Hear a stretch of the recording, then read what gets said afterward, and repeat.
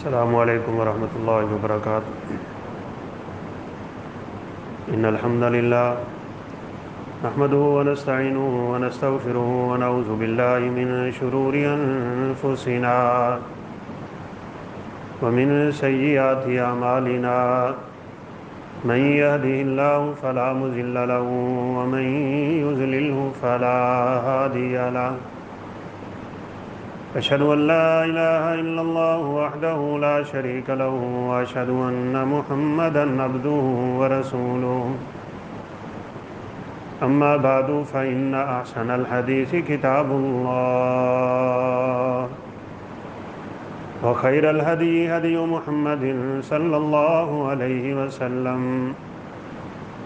وشر الأمور محدثاتها وكل محدثة بدعة وكل بدعة ضلالة وكل ضلالة في النار۔ يا أيها الذين آمنوا اتقوا الله حق تقاته ولا تموتن إلا وأنتم مسلمون۔ يا أيها الذين آمنوا اتقوا الله وقولوا قولا سديدا يصلح لكم أعمالكم ويغفر لكم ذنوبكم، ومن يطع الله ورسوله فقد فاز فوزا عظيما۔ أعوذ بالله من الشيطان الرجيم، بسم الله الرحمن الرحيم۔ إنا عرضنا الأمانة على السماوات والأرض والجبال فأبين أن يحملنها وأشفقن منها وحملها الإنسان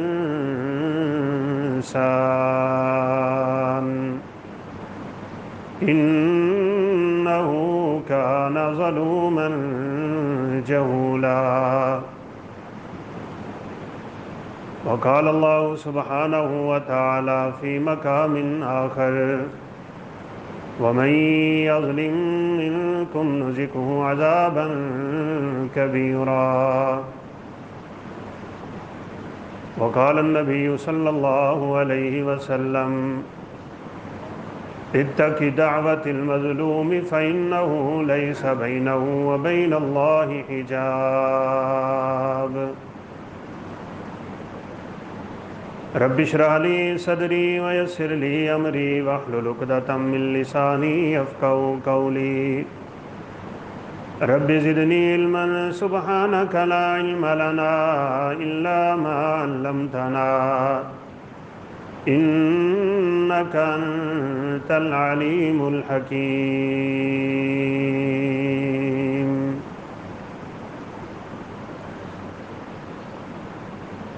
ہر قسم کی حمد و ثنا اللہ حکم الحاکمین کے واسطے،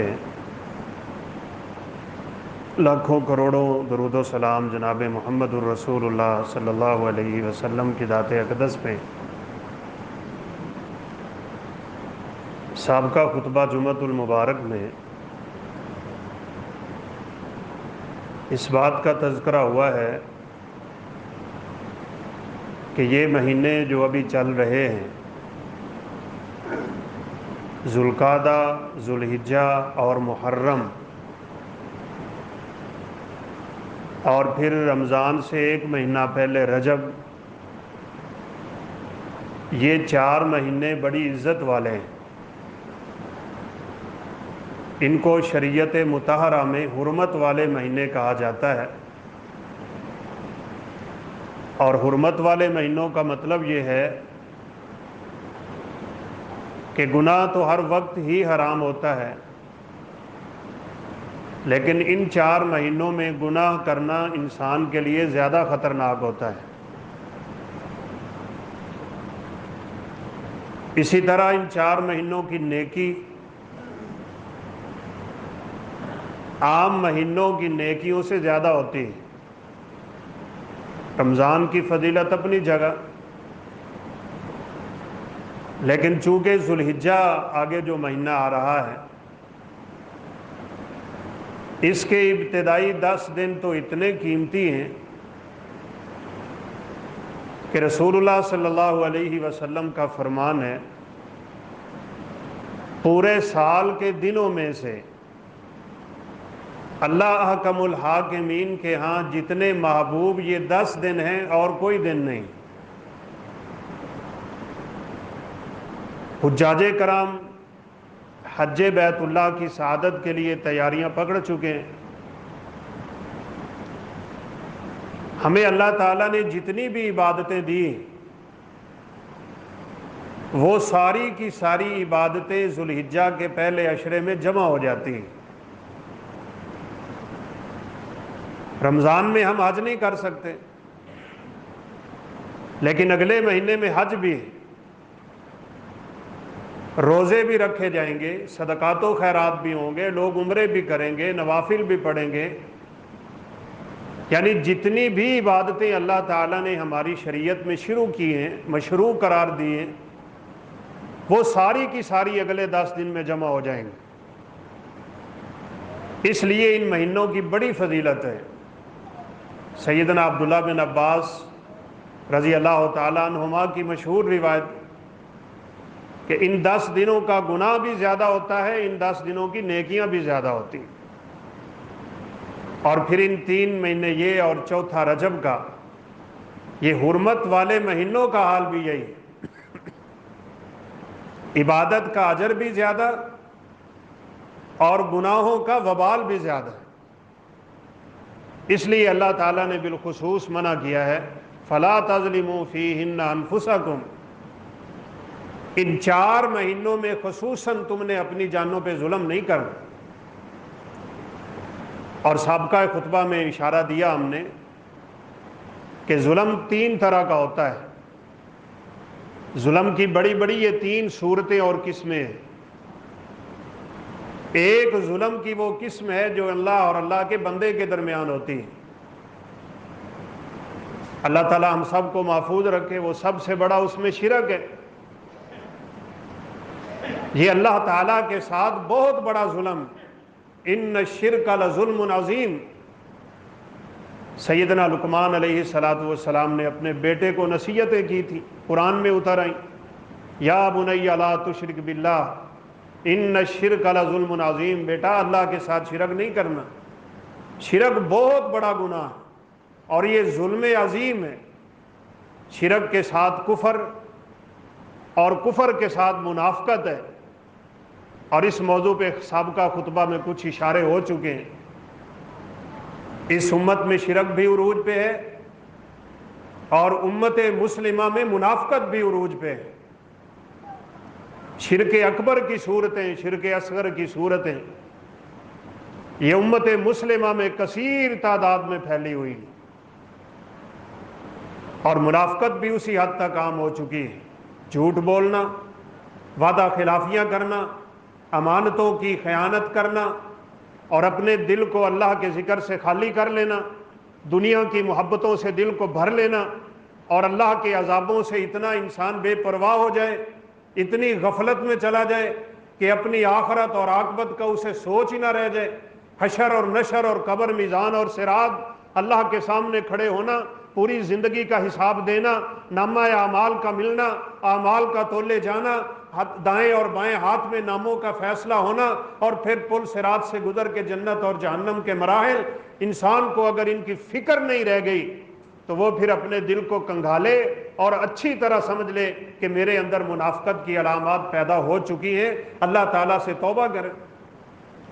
ہم نے ایک عمل بھی بتایا، اگرچہ وہ بہت مشکل، اور وہ مشکل اس لیے ہے کہ یہ منافقت کی بیماری بڑی عام ہے اور یہ عام لوگوں میں پائی جا رہی ہوتی ہے۔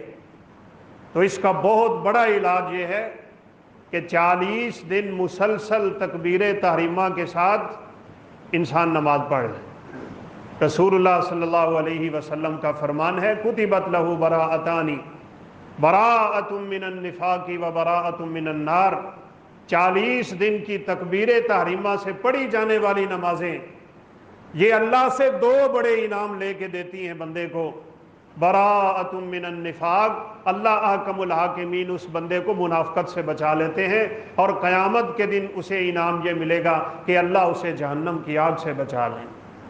یہ اللہ تعالیٰ کے ساتھ ظلم کی دوسری بڑی صورت ہے لوگوں کے ساتھ ظلم کرنا، دوسروں کے ساتھ ظلم کرنا، وہ چاہے جانور ہوں چاہے انسان ہوں، ما بین الناس ظلم کی جتنی صورتیں ہیں یہ رب کعبہ کی قسم بڑی خطرناک ہیں، ان کو اللہ نے معاف نہیں کرنا۔ شرک کے علاوہ اللہ اپنے حقوق معاف کر دیتا ہے، وہ غفور الرحیم ہے، وہ بخشنے والا ہے، وہ بعض دفعہ چھوٹی سی نیکی قبول کر کے بخشش کا فیصلہ کر دیتا ہے، انسان کے سابقہ گناہوں کو نیکیوں میں تبدیل کر لیتا ہے۔ اسے بندے کی صرف اتنی ضرورت ہے کہ ایک دفعہ رب کے در پہ آ جائے، لیکن جو ظلم لوگوں کے درمیان کیا ہوگا اس کی کوئی بخشش نہیں ہوگی۔ ہاں، ہمارے ناقص علم کے مطابق اللہ کمی بیشی معاف فرما دے۔ اگر کسی بندے نے کسی پہ ظلم کیا ہے، چاہے زبان سے کیا، چاہے ہاتھ سے کیا، چاہے جسم کے کسی حصے سے کیا، چاہے اس کا کوئی حق مار کے کیا، پھر اس کے دل میں یہ تڑپ پیدا ہو گئی زندگی کے کسی موڑ پہ کہ میں نے یہ حق واپس کرنا ہے، میں نے اس ظلم کا بدلہ دنیا میں چکانا ہے، اور پھر اس تگ و دو میں لگ گیا، اس کوشش میں لگ گیا، سر توڑ کوشش کرتا رہا پوری زندگی، میں لوگوں کے ظلموں اور حقوں کا اس دنیا میں حساب کر کے جاؤں گا۔ پوری زندگی اس کوشش میں گزار دی اس نے، لیکن نہ کر سکا۔ بعض لوگ ایسے بھی ہوتے ہیں، ان سے آپ جا کے معافی مانگے، وہ کہتے ہیں ہم معاف نہیں کریں گے۔ آپ دل سے معافی مانگنا چاہتے ہیں، آپ دل سے معذرت کرنا چاہتے ہیں، آپ دل سے اس گناہ سے پاک ہونا چاہتے ہیں، آپ دل سے اس کا حق ادا کرنا چاہتے ہیں، آپ کے اندر خوف خدا پیدا ہو چکا ہے، آپ اس کوشش میں لگ گئے ہیں میں نے سارے لوگوں کے حقوق ادا کر دینے ہیں، لیکن یہ مانتا نہیں ہے۔ وہ کہتا ہے میں نے تجھے معاف نہیں کرنا۔ بعض دفعہ والدین نہیں کرتے، بعض دفعہ اولاد نہیں کرتی، بعض دفعہ استاد نہیں کرتے، بعض دفعہ شاگرد نہیں کرتے، بعض دفعہ ہمسائے نہیں کرتے، بعض دفعہ پارٹنر نہیں کرتے، بعض دفعہ شریک نہیں کرتے، بعض دفعہ ساتھی نہیں کرتے، بعض دفعہ ہمسائے نہیں کرتے۔ آپ کی اور میری کوشش ہونی چاہیے میں اس دنیا سے اٹھوں، میری آنکھ بند ہو، میں اپنے رب کے سامنے اس حالت میں جاؤں، میرے اوپر کسی کا کوئی حق نہیں ہونا چاہیے۔ دنیا کی کوشش آپ کرتے رہے لیکن نہ پہنچ پائے، دوسروں نے معاف نہ کیا، انہوں نے اپنی ضد اور انا کا مسئلہ بنا لیا۔ حدیث مبارکہ کے الفاظ ملتے ہیں، یہ میں نے کسی عالم دین سے سنی تھی، پڑھی نہیں ہے۔ قیامت کے دن اللہ دونوں بندوں کو سامنے بلائے گا، ایک سے پوچھے گا اس نے تیرا حق دینا ہے، وہ کہے گا ہاں یا اللہ اس نے میرا حق دینا ہے۔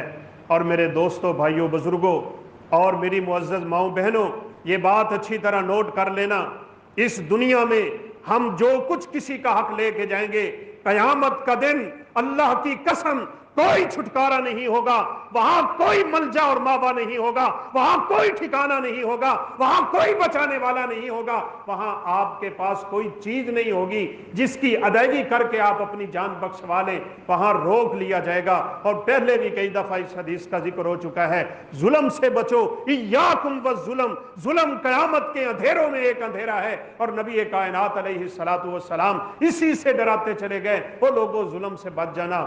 کیوں بچ جانا؟ وجہ یہ ہے انسان بہت زیادہ نیکیاں کر چکا ہو، اس کا نامہ اعمال بہت بھاری ہو، اس کے اعمال میں پہاڑوں جیسی نیکیاں کیوں نہ ہوں، اور وہ اپنی نیکیوں کی بدولت پل صراط تک کا مرحلہ کراس کر جائے، جو آخرت کا سب سے کٹھن اور دشوار مرحلہ ہے، اس کو گزرنے کے بعد بھی اللہ احکم الحاکمین کنترا مقام پہ روک لیں۔ جن لوگوں کے ذمے کسی کا کوئی حق نہیں ہوگا وہ بائی پاس جنت میں جائیں گے، بس پل صراط گزرنے کی دیر ہے۔ اللہ تعالیٰ سے دعائیں بھی کیا کریں، اللہ ہمیں ان کٹھن مرحلوں پہ ثابت قدم رہنے کی توفیق دے۔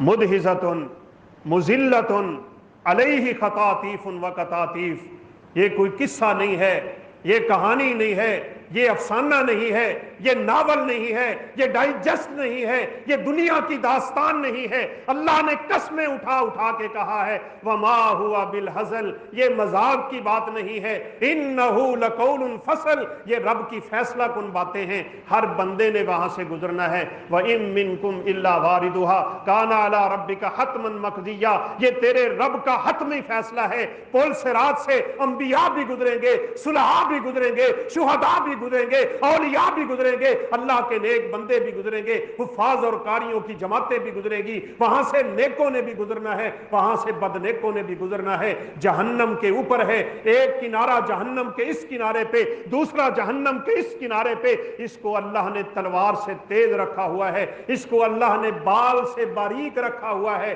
یہ رب کی قدرتیں اور رب کے فیصلے ہیں۔ ایک مومن کی یہ صفت ہوتی ہے سمعنا و اطعنا، وہ سنتا ہے اور سن کے مانتا ہے۔ جس رب نے اتنی دنیا کی مخلوقیں قائم کر دی جو ہماری نظروں سے اوجھل ہوتی ہیں، جو خوردبین سے بھی نظر نہ آتی ہوں، جو مائکروسکوپ پہ جا کے نظر آتی ہوں، وہ پل صراط بھی بنا سکتا ہے، وہ بال سے باریک بھی بنا سکتا ہے۔ جو بال بنانے کی استطاعت رکھتا ہے وہ بال سے 1000 گنا باریک چیز بنانے کی بھی استطاعت رکھتا ہے۔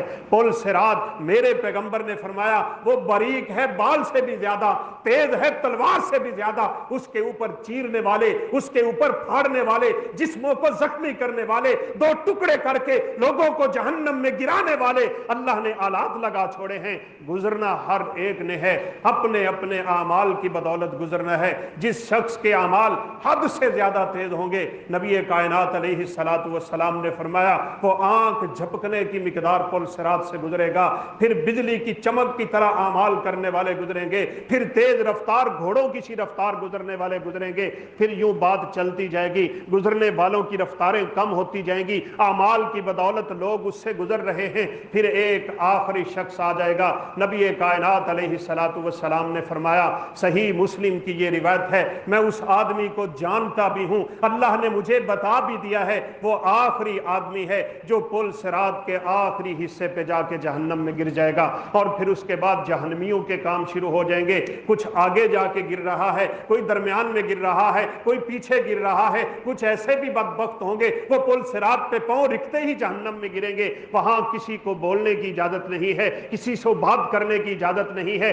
کسی کو سفارش کرنے کی اجازت نہیں ہے۔ وہاں انبیاء کی زبان سے جو بات نکل رہی ہوگی، کہیں گے رب نفسی رب نفسی، یا اللہ مجھے بچا، یا اللہ مجھے بچا۔ ایسا سنگین مسئلہ ہے، گزرنا اعمال کی بدولت ہے، جو گزر گیا وہ کامیاب ہے۔ اسی لیے حدیث میں الفاظ آتے ہیں گزرنے والے ایک دوسرے کو ملاقاتیں کریں گے، ایک دوسرے سے مصافحہ کریں گے، ایک دوسرے کے گلے ملیں گے، ایک دوسرے کو مبارکیں دیں گے، تحیات کے کلمات بولیں گے، اللہ کی حمد و ثنا کریں گے، تشکرانہ کلمات ادا کریں گے۔ انہیں پتہ ہے سامنے جنت نظر آ رہی ہے، لیکن اللہ معاف فرمائے ان لوگوں کو اللہ یہاں پہ روک لے گا جنہوں نے دنیا میں کسی کا حق دینا تھا، کسی کو گالی تو نہیں دی، کسی کو مندہ تو نہیں بولا، کسی پہ الزام تو نہیں دھرا، کسی کو دھوکہ تو نہیں دیا، کسی کی زمین تو ہڑپ نہیں کی ہوئی، کسی کے اوپر ظلم تو نہیں کیا ہوا، کسی کی مزدوری تو نہیں رکھی ہوئی، کسی کی کاریگری کے اوپر تم نے اپنی ضربیں تو نہیں لگائی ہوئی، کسی کی فروخت پہ تم نے اپنا مال فروخت تو نہیں کیا تھا، تم نے سود کا مال تو نہیں ہڑپ کیا تھا، تم نے ظلم سے کسی یتیم کی زمین تو نہیں ہتھیائی تھی، تم نے کسی کا حق دنیا میں، اللہ کی قسم اٹھا کے کہتا ہوں ایک رائی کے دانے کے برابر بھی اگر کسی نے حق دینا ہوگا، اللہ احکم الحاکمین اس کو وہاں پہ روک لیں گے، گزرنے کی تجھے اجازت نہیں ہے۔ اور یہ وہی مرحلہ ہے، یہ بخاری شریف میں بھی روایت ہے، سنن بہقی میں بڑی تفصیل سے روایت ہے۔ اس پل کا نام مقام کنترا ہے، اس پہ اللہ روکی کھڑے ہیں ان لوگوں کو جنہوں نے دنیا میں کسی دوسرے کے اوپر ظلم کیا تھا، ابھی وہ ظلم تیرا معاف نہیں ہوا، ابھی وہ حق تو نے ابھی ادا نہیں کیا، یہاں پہ اللہ روک لیں گے۔ اور آپ سب جانتے ہیں قیامت کے دن جانوروں کا حساب نہیں ہونا، جانوروں کو اللہ نے مٹی بنا دینا ہے، اور ان کو مٹی میں بنتا ہوا دیکھ کے کافر کہے گا جیسے سورہ فجر کے آخر میں ہے، یا لیتنی کنت ترابا، ہائے کاش میں بھی مٹی ہوتا، میرا بھی حساب نہ ہوتا، اور میں بھی آج مٹی بن جاتا، اللہ کے سامنے مجھے کھڑا نہ ہونا پڑتا، مجھے اپنے حساب و کتاب کے وہ سارے چکھڑ نہ دیکھنا پڑتے جو آج بڑی تیز رفتاری سے میرے سامنے کھل رہے ہیں، وہ نامہ اعمال نہ تھامنا پڑتا جو زندگی میں سنتا رہا لیکن اڑا رہا، اپنی مرضی کرتا رہا، اپنی خواہش پہ چلتا رہا، میں توجہ نہ کرتا تھا۔ اللہ بلا بلا کے کہیں گے وہ میرے آوازیں تجھے سنائی دیتے تھے، تو نے خطبے بڑے سنے تھے، تو نے درس بڑے سنے تھے، تو نے تلاوتیں بڑی سنی تھی، تو نے واعظ بڑے سنے تھے، تقریریں بڑی سنی تھی، یہ تیرے کانوں میں آوازیں آتی رہی تھی، لیکن تو نے ان کو صرف مذاق سمجھے رکھا تھا، تو یہی سمجھتا رہا بس ٹھیک ہے جو ہوگا وہ دیکھی جائے گی، میں مروں گا تو دیکھی جائے گی۔ آج ایک ایک رائی کا حساب ہو رہا ہے، ایک ایک پائی کا حساب ہو رہا ہے۔ جب تک تیرے حسابات کلیئر نہیں ہوں گے تب تک تجھے پل کنترا سے آگے گزرنے کی اللہ اجازت نہیں دے۔ یہاں اس بکری کو سینگ ملیں گے جس بکری نے دنیا میں اس کو سینگ مارے تھے جس کے سینگ نہیں تھے، اللہ اس کے وہاں توڑ دے گا، جس کے دنیا میں نہیں تھے اس کو لگا دے گا، اور اللہ بکری کو کہے گا اپنا حساب لے لے۔ لوگوں کے حساب کا آپ خود اندازہ لگا لیں، وہاں رب العالمین کے عدل کا ترازو لگا ہوا ہے۔ آ جاؤ، کھڑے ہو جاؤ۔ اور نبی کریم صلی اللہ علیہ وسلم نے اسی بات کو بڑی خوبصورتی سے سمجھایا تھا، اگر کسی کو سمجھ آ جائے۔ آپ بڑا حکیمانہ خطاب کیا کرتے تھے، اپنے صحابہ سے پوچھا ہے اتدرون ما المفلس، میرے صحابہ جانتے ہو کنگال کسے کہتے ہیں؟ جانتے ہو مفلس کسے کہتے ہیں؟ جانتے ہو غریب کسے کہتے ہیں؟ صحابہ کرام ہمارے جیسے کہنے لگے اللہ کے پیغمبر، غریب تو وہی ہوتا ہے جس کے پاس پیسے نہ ہوں، وہی ہوتا ہے جس کے پاس دولت نہ ہو، وہی ہوتا ہے جس کے پاس مال و متاع نہ ہو۔ آپ صلی اللہ علیہ وسلم نے فرمایا نہیں، یہ غریب نہیں ہے، یہ دنیا میں رب کی تقسیم ہے۔ اصل غریب وہ ہے قیامت کے دن نیکیوں کے پہاڑ لے کے آئے گا۔ اور میں نے پہلے بھی ذکر کیا، ایک دفعہ آپ کسی مسلمان کا جنازہ پڑھ لیں، ایک احد پہاڑ کی نیکیاں نامہ اعمال میں لکھ دی جاتی ہیں۔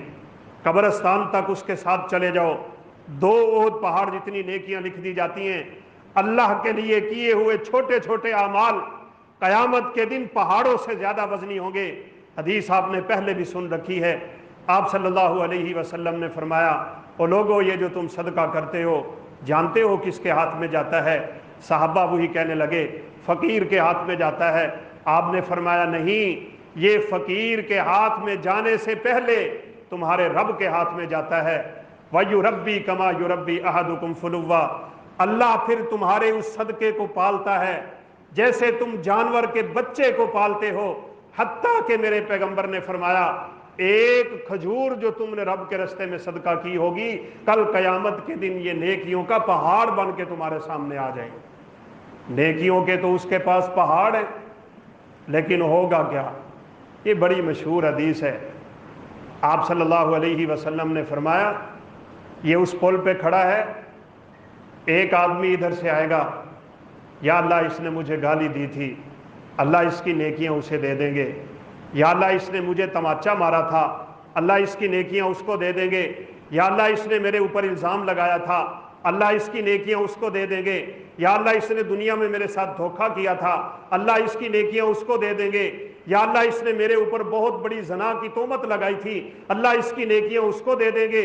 جو کچھ اس نے دنیا میں کیا ہوگا اس کی نیکیوں کو تقسیم کیا جا رہا ہے۔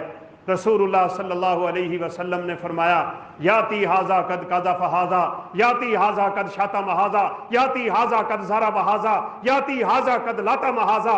حق لینے والے آ رہے ہیں، جن پہ دنیا میں ظلم کیا تھا وہ اپنے ظلم کا چھٹکارا کروانے کے لیے آ رہے ہیں، اللہ اس کی نیکیاں اس کو دیتے جائیں گے، حتیٰ کہ آپ نے فرمایا اس کی نیکیاں ساری ختم ہو جائیں گی اور ابھی حق لینے والے باقی کھڑے ہوں گے۔ اللہ احکم الحاکمین ان لوگوں کے گناہ اس کے کھاتے میں ڈال کے اس کو واپس جہنم میں پھینک دیں۔ یہ ہے اصل مفلس۔ لہٰذا دنیا میں کسی پہ ظلم نہ کریں، بالخصوص مزدوروں کے ساتھ، بالخصوص جن کو اجرتوں پہ رکھتے ہو، بالخصوص جن سے اپنا کام لیتے ہو۔ رسول اللہ صلی اللہ علیہ وسلم کا فرمان سنیے، یہ حدیث قدسی ہے، یعنی اللہ احکم الحاکمین کا پیغام ہے جو اللہ تعالیٰ نے پیغمبر زبان کی زبان اطہر سے ہم تک پہنچایا ہے۔ اللہ فرماتے ہیں انا خصمہم یوم القیامہ، اگر کوئی کمی کوتاہی ہے دنیا میں چھڑا لو اپنی جان، کیا ہوگا؟ اللہ فرماتے ہیں قیامت کے دن میں خود جھگڑا کروں گا، 3 لوگوں کی طرف سے میں جھگڑا کروں گا۔ ان میں سے ایک وہ آدمی ہے جس کو دنیا میں کسی نے مزدوری پہ رکھا تھا اور اس کی مزدوری نہیں دی۔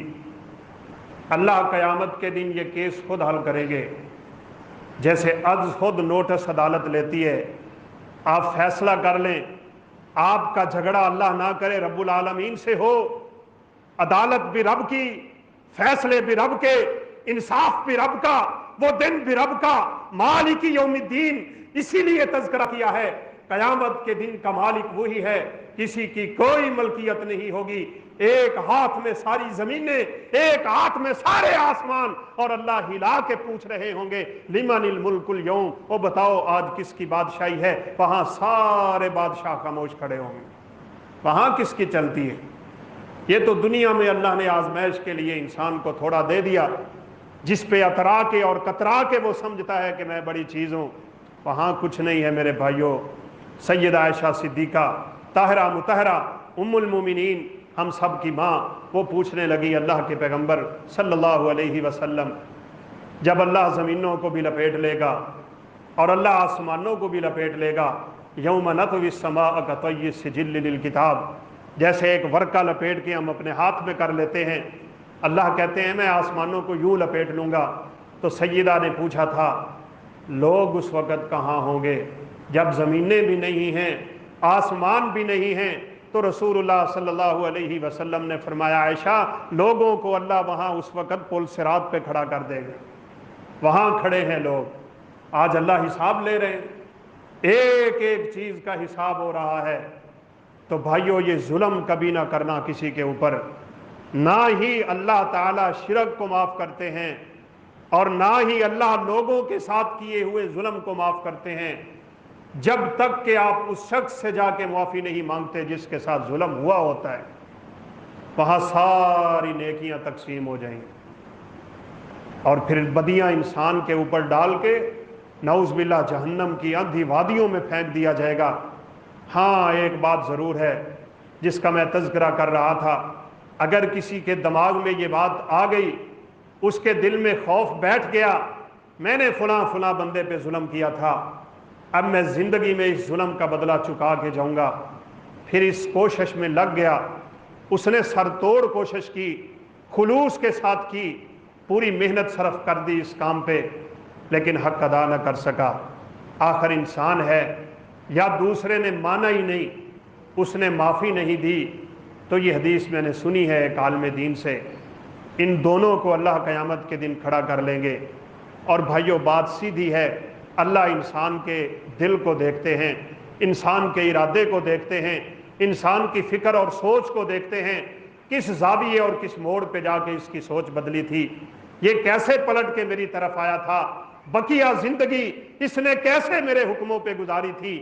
وہ قاضی ایاز جیسا نامی گرامی ڈاکو، ایک آیت سنی تھی اس نے، الم یأن للذین آمنوا ان تخشع قلوبہم لذکر اللہ، کسی کے گھر میں چوری کرنے گیا ہے، وہاں قرآن پڑھا جا رہا ہے اور آیت یہ پڑھی جا رہی تھی الم یأن للذین آمنوا ان تخشع قلوبہم لذکر اللہ، کیا ابھی وقت نہیں آیا کہ تمہارے دل اللہ کے خوف سے کانپ جانے چاہیے؟ اب تمہیں بدل جانا چاہیے، زندگی گزر گئی ہے، حالات تیزی سے بدل رہے ہیں، موتیں کثرت سے آ رہی ہیں، قیامت کی نشانیاں موتانی شدیدانی، بڑی شدید موتیں ہوں گی، نہ ممکن کب فرصت ملے نہ ملے، ابھی سے فیصلہ کیجئے، میں اس دنیا سے یوں اٹھوں میرے اوپر کسی کا حق نہ ہو، میرا رب مجھ سے راضی ہو، میں اسلام کی موت مروں، اپنے رب کو راضی کر کے مروں۔ ہاں اس کی کوشش یہی تھی، وہ لگا رہا اس پہ، اس نے اپنے آپ کو بدل لیا، اس نے ایک آیت سنی تھی اپنے دل میں فیصلہ کر لیا۔ یہی انسان کی زندگی ہے، اتنی دیر ہے بس بدلنے کی۔ نبی صلی اللہ علیہ وسلم نے فرمایا ان قلوب بنی آدم بین اصبعی الرحمن، ساری دنیا کے لوگوں کے دل اللہ کی دو انگلیوں کے درمیان ہے، بس اس نے یوں کرنا ہے یہ نیک بن جائے گا، وہ نوں کرے گا یہ بدی کی طرف چلا جائے گا، وہ انگلیاں پھیرتا ہے تو دل بدل جاتے ہیں۔ بس اپنے آپ کو بدلنے کی ضرورت ہے، اس لیے وہ نظر بھی انسان کے دل پہ رکھتا ہے، وہ انسان کے اعمال کو بہت کم دیکھتا ہے، وہ اس بات کو زیادہ دیکھتا ہے عمل کیا کس نیت سے تھا۔ اسے مقدار کی رب کعبہ کی قسم کوئی ضرورت نہیں ہے، اسے معیار کی ضرورت ہے۔ رب کے لیے کرو، رب کے لیے مخلص ہو جاؤ، تگو دو اچھی شروع کر دو، اپنے فیصلے، اپنی ذہانتیں، اپنی فطانتیں، اپنی صلاحیتیں، اپنی فکریں اور سوچیں اللہ کے لیے کر دو، چھڑا لو دنیا کے دھندوں سے اور دنیا کی جھنجھٹ سے اپنی جان، تو انشاءاللہ معاملے سیدھے ہو جائیں گے۔ یہ بھی کیسا عجیب انسان ہے، حق اس نے دینا ہے لیکن دل کی دنیا بدل گئی۔ اب یہ اس تگ و دو میں لگ گیا، میں نے لوگوں کے حق ادا کرنے ہیں، میں نے جن کی زمین ماری تھی میں نے واپس کرنی ہے، میں نے جن کا حق مارا تھا میں نے واپس کرنا ہے، میں نے جن کی تنخواہیں ماری تھی میں نے واپس کرنی ہے، میں نے جن کی مزدوریاں روکی تھی میں نے واپس کرنی ہے، اپنے سارے حقوق میں نے یہاں سے ادا کر کے جانے ہیں۔ پھر نہیں کر سکا، آخر انسان ہے، کمزور ہے، کمزور پیدا ہوا ہے، خلق الانسان ضعیفا، اللہ کہتے ہیں اس انسان کو میں نے بڑا کمزور پیدا کیا ہے۔ اور یہ بات بھی یاد رکھیے گا، میں نے جو خطبہ میں آیت کریمہ تلاوت کی ہے اس میں اللہ اشارہ کرتے ہیں انسان ظالم پیدا ہوا ہے، انسان جاہل پیدا ہوا ہے، یہ ظلم اس کے اندر باقی رہتا ہے، جہالت اس کے اندر باقی رہتی ہے، یہ محنت کرنے سے جہالت سے نکلتا ہے، یہ محنت کر کر کے ظلم سے نکلتا ہے، دین کی عبارتیں، دین کی عبادتیں اس کو اس ظلم سے اور اس جہالت سے نکالتی ہیں، رب کا خوف اس جہالت اور ظلم سے نکالتا ہے، اس کی سوچ اور فکر اس کو اس جہالت سے نکالتی ہے۔ اور اگر نہیں سوچے گا یہ جاہل مرے گا، یہ ظالم مرے گا، اور ظالموں کا انجام اللہ نے بڑا خطرناک رکھا ہوا ہے۔ اس لیے اپنے آپ کے ساتھ جہاد کرنا پڑتا ہے، کہیں مجھ سے ایسی خطا نہ ہو کہ جس کا حق کا کسی سے تعلق ہو، ایسا نہ ہو میں قیامت کے دن پکڑا جاؤں۔ پھر خلوص سے محنت کرتا رہے، لگا رہے، تگو دو میں لگ جائے، اس کوشش میں لگ جائے میں نے سارے حق ادا کر کے جانے ہیں، لیکن نہیں کر پائے گا تو قیامت کے دن اللہ اس کو اور اس کے حق لینے والے کو کھڑا کر لیں گے، اور اللہ اس سے پوچھیں گے اس نے تیرا جو کچھ دینا ہے کیا تو اسے معاف کرے گا؟ وہ کہے گا یا اللہ میں نہیں معاف کروں گا۔ وہاں ہر بندے کو نیکی کی ضرورت ہے، ہر ایک کو پتہ ہے آج نیکی کام آنے والی ہے۔ یاد رکھیے گا اس بات کو، نیکوکار بھی کہیں گے کاش میں نیکیاں اور کر لیتا، اور بد تو کہیں گے ہم کاش نیکیاں کر لیتے۔ نیک اس لیے کہیں گے کہ دنیا میں جو کچھ کیا تھا ہمیں جنت میں اتنا مقام ملا ہے، کاش میں نیکیاں زیادہ کرتا، میں جنت کے اعلیٰ ترین مقامات پہ ہوتا۔ جن کی نیکیاں حد سے زیادہ ہوں گی، جن کا دل انتہائی خالص ہوگا، جن کے دل میں رب کا خوف ہوگا اور دنیا کی محبتوں سے نکل چکے ہوں گے، ایک دوسرے کے حقوق ادا کر چکے ہوں گے، وہ کتنی شانوں اور عظمتوں کے مالک ہوں گے۔ اللہ انہیں قیامت کے دن نبیوں اور صدیقوں کا ساتھ نصیب فرما دیں گے۔ یہ بھی کہے گا کاش میں زیادہ نیکیاں کرتا، میں بھی نبیوں کے ساتھ ہوتا، میں بھی صدیقوں، شہیدوں اور اولیاء اور صالحین کے ساتھ ہوتا۔ لیکن وہاں اعمال نہیں، وہاں صرف بدلہ، اعمال اس دنیا میں ہیں، بس صرف ایک عمل ہے جو جنت میں ساتھ جاتا ہے، اور وہ حافظ قرآن کا حفظ کیا ہوا قرآن۔ پہلے بھی میں نے ذکر کیا تھا، یہ میرا خیال ہے بڑی سعادت کی بات۔ جنت میں کوئی عمل نہیں، وہاں بدلے ہی بدلے ہیں بس، لیکن حافظ کا حفظ کیا ہوا عمل جنت میں بھی اس کے ساتھ ہے۔ اللہ اسے وہاں کہیں گے اقرا ورتقی ورتل کما کنت ترتل فی الدنیا، قرآن پڑھ جیسے تو دنیا میں خوبصورت پڑھتا تھا، ٹھہر ٹھہر کے پڑھتا تھا، الف لام میم الحمد سے شروع کر دے، اور الحمد سے لے کے والناس کی سین تک قرآن پڑھ، جتنی قرآن کی آیتیں تو پڑھتا جائے گا میں وہ ساری کی ساری جنت تیرے نام کر دوں۔ اس کا مقام تو باقی، لیکن وہاں اور کوئی عمل نہیں، وہاں بدلے ہیں بس۔ اس کو اللہ جب کہیں گے تو یہ کہے گا نہیں اللہ میں معاف نہیں کروں، مجھے اس کی نیکیاں چاہیے۔ تو نے بڑوں کی نیکیاں لے کے دی ہیں حق والوں کو، مجھے بھی آج نیکیوں کی ضرورت ہے، لیکن اللہ جانتے ہیں یہ میرا مخلص بندہ ہے، اس نے دنیا میں حق ادا کرنے کی سرتوڑ کوشش کی تھی۔ اللہ تعالیٰ اس حق لینے والے سے کہیں گے ذرا اوپر دیکھ۔ جب یہ اوپر دیکھے گا تو اللہ تعالیٰ جنت کو پوری آب و تاب کے ساتھ سجا کے اس کے سامنے کر دیں گے، اور جنت کے اعلیٰ ترین مقام اس کی آنکھوں کے سامنے آ جائیں گے، اور دیکھ کے اس کی آنکھیں ہیرا ہو جائیں گی۔ یہ کہے گا یا اللہ، یہ تو نے مجھے جنت کا کون سا مقام دکھایا ہے؟ کیا یہ نبیوں کا ہے؟ کیا یہ صدیقوں کا ہے؟ شہیدوں کا ہے؟ اولیاء کا ہے؟ صالحین کا ہے؟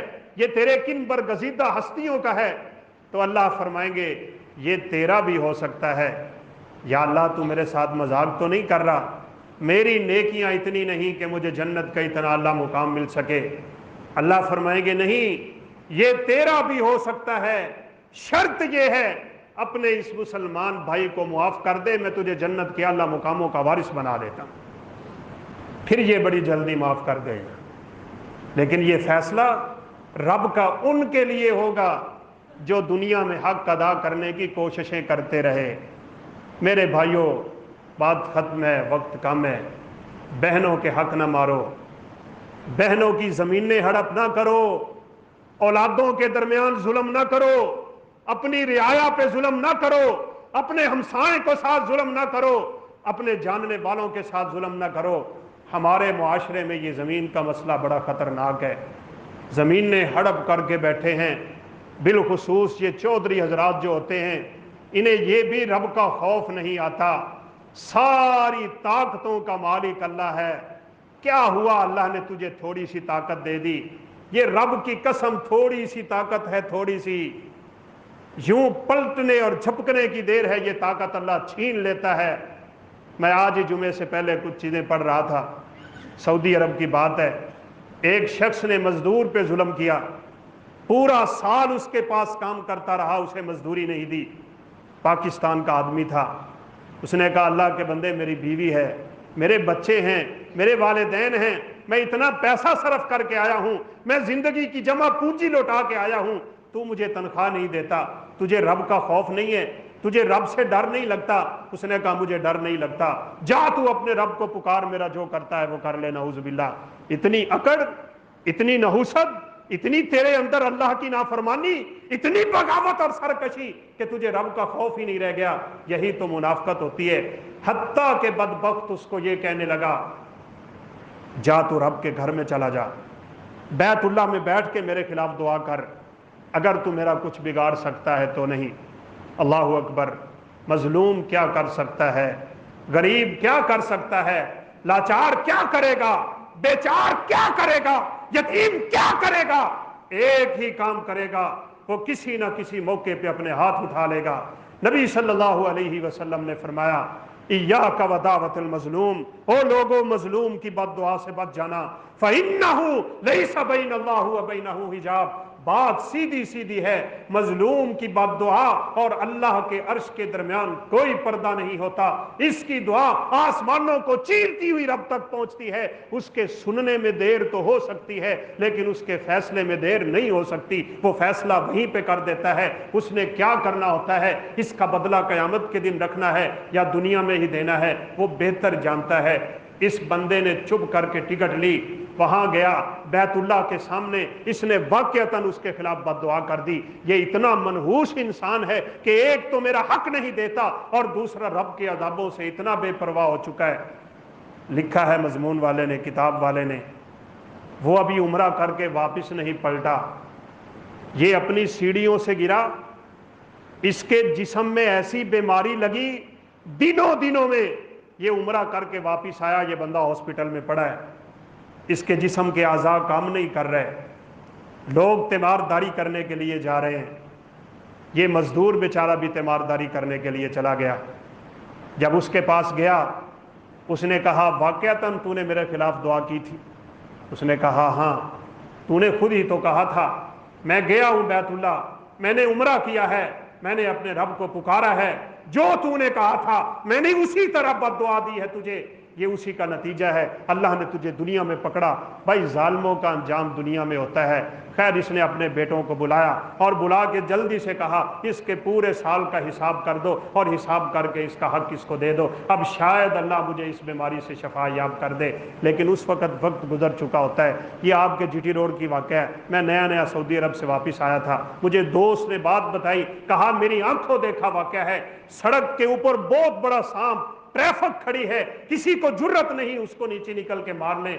कहा हम भी देख रहे हैं। इतने में एक गाड़ी आई है, मेहरान, वो सांप जल्दी से वहां से निकला, उसने मेहरान गाड़ी वाले को डसा, हमारी आंखों के सामने तड़पा, तड़प तड़प के मरा। लोगों ने उसे पकड़ा, मोबाइल का दौर बहुत कम था, जेब से शनाख्ती कार्ड निकाला, उसी गाड़ी में उसको बिठाया, उसके घर लेके गए। कहा हम देख के हैरान रह गए, अभी हम उसके गांव नहीं पहुंचे थे, उसके घर नहीं पहुंचे थे, गलियों में कोहराम मचा हुआ था, लोगों के रोने की आवाजें आ रही थी, औरतों के पीटने की आवाजें आ रही थी। हमने पूछा, हमने तो खबर भी नहीं दी, हमने तो बताया भी नहीं इसके साथ हुआ क्या है, ये मरा कैसे है, इसकी मौत कैसे आई है, ये कोहराम कैसा, ये जोर कैसा, ये शोर कैसा, क्या हुआ है। लोगों ने बताया ये अभी थोड़ी देर पहले अपनी वालिदा को कत्ल करके गया था। जुल्म, इसका बदला जरूर मिलता है, ये याद रखिएगा, दुनिया में भी आखिरत में भी। ये अल्लाह मुआफ़ नहीं करते, बिल्कुल मुआफ़ नहीं करते। इसकी मुआफ़ी की बस एक ही शक्ल है, जाके उस बंदे से मुआफ़ी मांग लो जिसका हक देना है। किसी का हक ले के कभी इस दुनिया से जाने की जुर्रत ना करना, ये बहुत बड़ी जुर्रत होगी और अल्लाह के सामने खड़े होने की वहाँ कोई हालत देखने वाली नहीं होगी। अल्लाह हम सबको मुआफ़ फरमाए, हमें जुल्म की बीमारी से महफूज फरमा ले, उम्मत मुस्लिमा से अल्लाह इस बीमारी को दूर कर दे, अल्लाह अदल व इंसाफ का बोलबाला फरमा दे। और बात भाइयों सीधी सी है, जैसे जुल्म है और यहाँ दुनिया में वबाल है, अगर आप इंसाफ करेंगे, आप अदल करेंगे, आप साफ सुथरे रहेंगे, लोगों से मामला निखरा हुआ रखेंगे, लोगों से हिसाब आसान रखेंगे, आप बिल्कुल साफ सुथरे रहेंगे, रब्बे काबा की कसम है जैसे जालिम की पकड़ जरूर होती है, इसी तरह अल्लाह इस बंदे को दुनिया में बदला जरूर दिया करते। जिंदगी आसान, औलाद अच्छी, औलाद फरमा बरदार, औलाद नेक, बीवी फरमा बरदार, घर में सुकून, घर में राहत। कभी बीमारी आएगी, परेशानी आएगी, अल्लाह सब्र देंगे, अल्लाह शुक्र की तौफीक देंगे, जिंदगी खूबसूरत गुजार के रब के सामने जाएगा। ये तो मेरे रब के फैसले हैं, उसने नेको बद को बराबर नहीं करना, जालिम और इंसाफ करने वाले को बराबर नहीं करेगा। कभी अपनी औलाद के दरमियान जुल्म न करो, कभी अपनी बहनों के ऊपर जुल्म न करो, ये ज़मीनों वमीनों के चक्कर यहीं पर रह जाएंगे। ये ज़मीन जब से बनी है यहाँ पड़ी है, ये यहाँ पड़ी रहेगी, कयामत तक पड़ी रहेगी। कुर्बे कयामत अल्लाह इसको बदल देंगे। कुरान में अल्लाह ने फरमाया जमीन मेरी है, मेरी, अल अर्ज़ु लिल्लाह, जमीन अल्लाह की है, ना कहा कर ये मेरी है। यही तेरी बदबख्ती है, यही तेरे दिमाग की खराबी है। मेरे 4 किले, मेरे 5 किले तेरे कहां से आ गए? तेरी जमीन तो वो भी नहीं जिसमें तुझे दफन किया जाएगा, वो 5 गज का टुकड़ा भी तेरा नहीं है। इस कब्र के ऊपर कब्रें बनेगी, यहां हजारों कब्रें बन चुकी होंगी, वो कब्रें मलिया मेट होती हैं, तारीख बदल जाती है, लोग नए आ जाते हैं, कब्र मिट जाती है, हड्डियां खत्म हो जाती हैं, जमीन सब कुछ खा जाती है, सिर्फ रीढ़ की हड्डी का आखिरी हिस्सा, उसको उजब कहते हैं, ये गोल सा दाना होता है, बस ये बाकी रहता है। ना ये जलता है, ना ये गलता है, ना ये सड़ता है, ना ये बुझता है, ना ये खराब होता है। इसको अल्लाह इसलिए बाकी रखते हैं, कयामत के दिन अल्लाह इसी के ऊपर हमें दोबारा खड़ा कर लेंगे, वहां सारा हिसाब होगा। ये तेरी जमीन नहीं, ये तेरी दुकान नहीं, ये तेरा माल नहीं, तेरा कुछ नहीं, तू कुछ नहीं, तू अपना नहीं, तू तो अल्लाह का बंदा है, ये सब कुछ अल्लाह का है। बस ये कहा कर ये मेरे रब का है। किसी बद्दू और जाहल और पेड़ू, एक देहाती बूढ़े को किसी ने देखा था, बड़ी जुबान साफ होती है इन लोगों की, बकरियों का रेवड़ लेके जा रहा है, हजारों बकरियां थी, किसी ने पूछ लिया ये किसकी बकरियां हैं, उसकी जुबान से क्या निकला था, उसने कहा मेरे रब की बकरियां हैं, उसने मेरे हाथ में दे दी हैं, उसकी मलकियत उसने मेरी आर्जी तौर पे दी है, मैं उठूंगा तो किसी और के हाथ में चली जाएंगी। और इब्ने अब्बास तो बड़ी खूबसूरत बात किया करते थे, जो बंदा ये कहता है ना माल मेरा है, ये ज़मीन मेरी है, वो चुपके चुपके रब के साथ शिरक कर रहा होता है, क्योंकि ये तो सब कुछ अल्लाह का है। اس نے یہیں پہ رہ جانا ہے، آنکھ بند ہوئی تو تیرا کچھ نہیں، یہ تیرے وارثوں کا ہے، پھر تیرے وارثوں کا بھی نہیں، ان کے وارثوں کا ہے، ان کا بھی نہیں، آنے والوں کا ہے، سب کچھ یہی ہے، بقا رب کو ہے، باقی سب کو فنا ہے۔ اللہ ہم سب کو سمجھ نصیب فرما دے، ہم دنیا میں ایک دوسرے کے حقوق سے دستبردار ہو جائیں، اس دنیا سے جائیں تو کسی کا حق ہمارے اوپر نہ ہو، اور اللہ ہمیں قیامت کے دن اپنی عدالت میں سرخرو فرما دے۔ وآخر دعوانا الحمد للہ رب العالمین۔